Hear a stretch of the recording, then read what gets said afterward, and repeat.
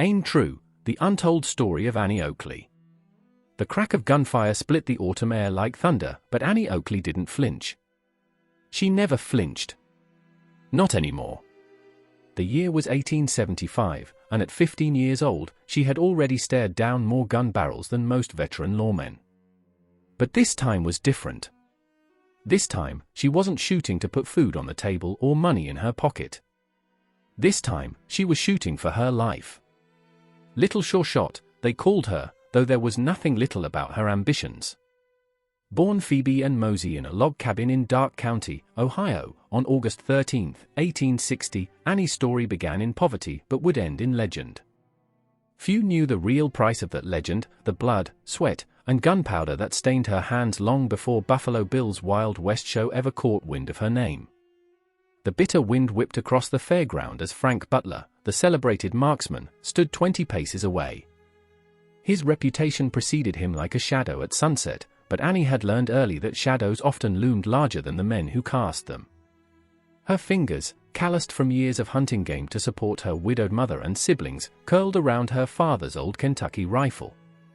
The same rifle that had fed her family after her father's death from pneumonia when she was just 6 years old. "Ladies don't shoot," her mother's voice echoed in her memory, a remnant of a different time, a different world.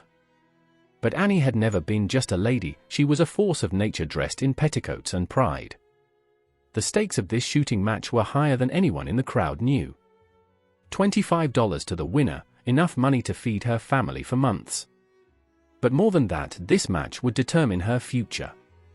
Frank Butler had wagered more than money, he'd wagered his heart.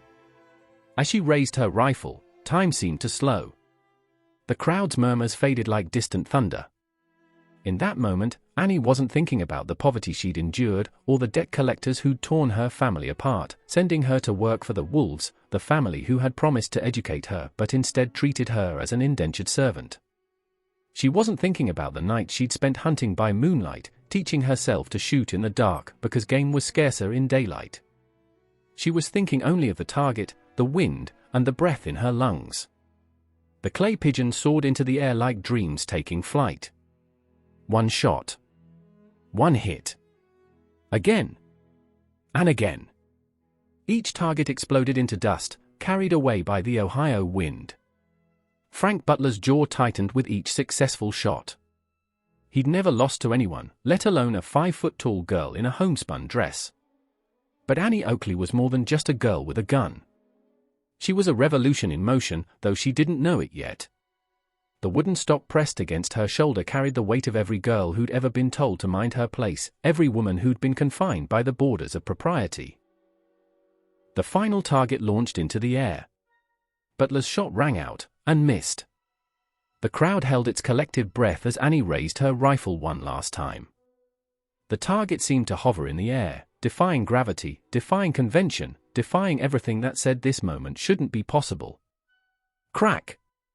The target shattered, and with it, the barriers that had held Annie back. Frank Butler's defeat would become his greatest victory. Within a year, they would be married, partners in life and performance, though few knew how close their partnership came to never existing at all. But victory that day was just the beginning of a story that would reshape the American West and challenge every notion of what a woman could be. As Annie lowered her rifle, she couldn't have known that within decades, she would perform for queens and presidents, shoot the ashes off Kaiser Wilhelm II's cigarette, though she would later wish she'd missed after World War I broke out, and become one of the highest-paid performers of her time.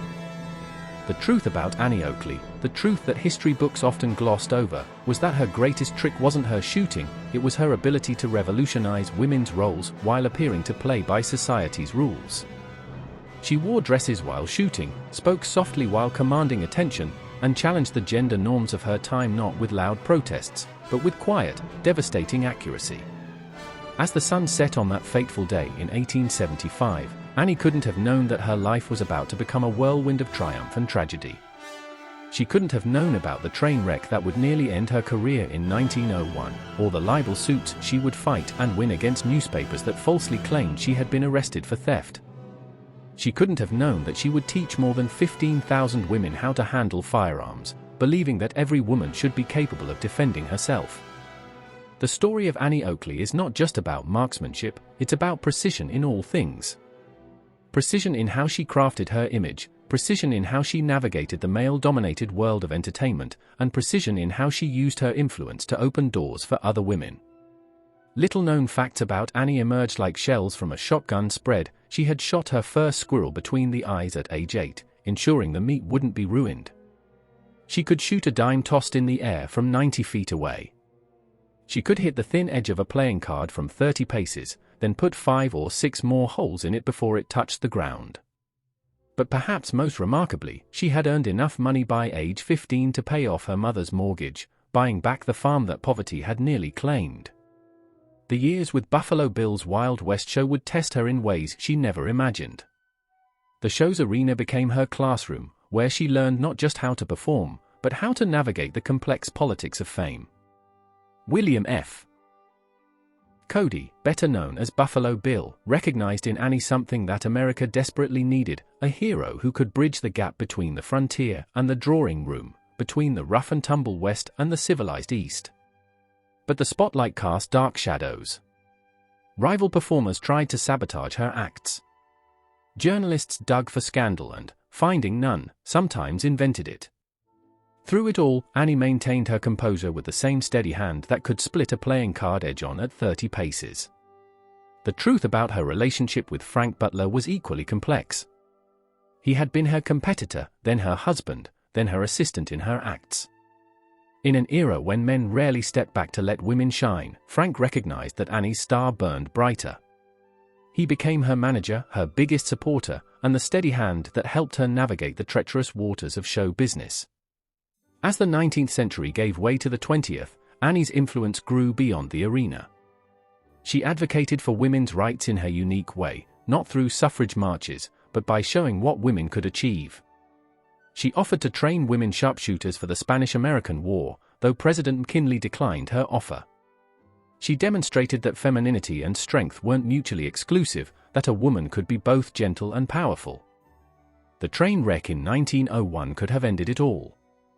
The crash left her temporarily paralyzed, requiring 5 spinal operations. The newspapers wrote her obituary, but Annie Oakley had been defying expectations her entire life. She fought her way back, returned to performing, and continued to break records well into her 60s. Throughout her life, Annie kept secrets, not out of shame, but out of dignity.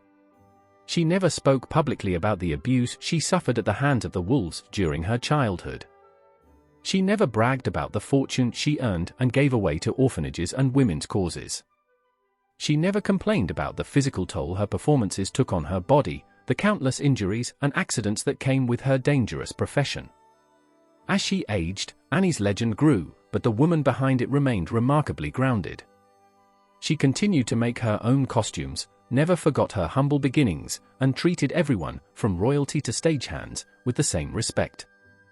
She and Frank lived modestly despite their wealth, saving money for rainy days that her hard-scrabble childhood had taught her would inevitably come. The final years of Annie's life were spent teaching young women to shoot, writing letters to friends, and tending to her garden.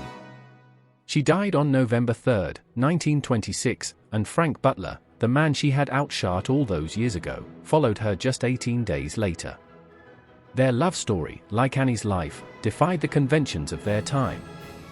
But the story of Annie Oakley didn't end with her death. Her influence echoed through the decades, inspiring generations of women to aim high and shoot straight, both literally and metaphorically. She had shown that a woman could be feminine and fearless, graceful and gritty, a lady and a champion. The legacy she left behind was more than just records and medals. It was a testament to the power of determination, the importance of dignity in the face of adversity, and the truth that the most revolutionary acts sometimes come dressed in the most conventional packages. As the sun sets on the telling of Annie's tale, one can't help but wonder what she would make of today's world. Would she recognize the battles still being fought by women seeking equality? Would she load her trusty rifle one more time and aim for the glass ceilings that remain? The wind still whispers her story across the plains of Ohio, through the arenas where she once performed, and into the hearts of those who dare to dream beyond the boundary society sets for them. Annie Oakley, sharpshooter, snow woman, pioneer, proved that sometimes the surest shot is the one aimed at convention itself. And so, as we close this chapter of American history, remember, every time you hear someone say, "Ladies don't shoot," think of Annie Oakley, who not only shot, but scored bullseyes in the game of life itself. Her story reminds us that the most important target we can hit is the one that says impossible. The echo of her shot still rings through history, a reminder that revolution doesn't always come with a bang. Sometimes it comes with perfect aim, a steady hand, and the quiet determination of a girl from Ohio who refused to miss her shot at destiny. The end.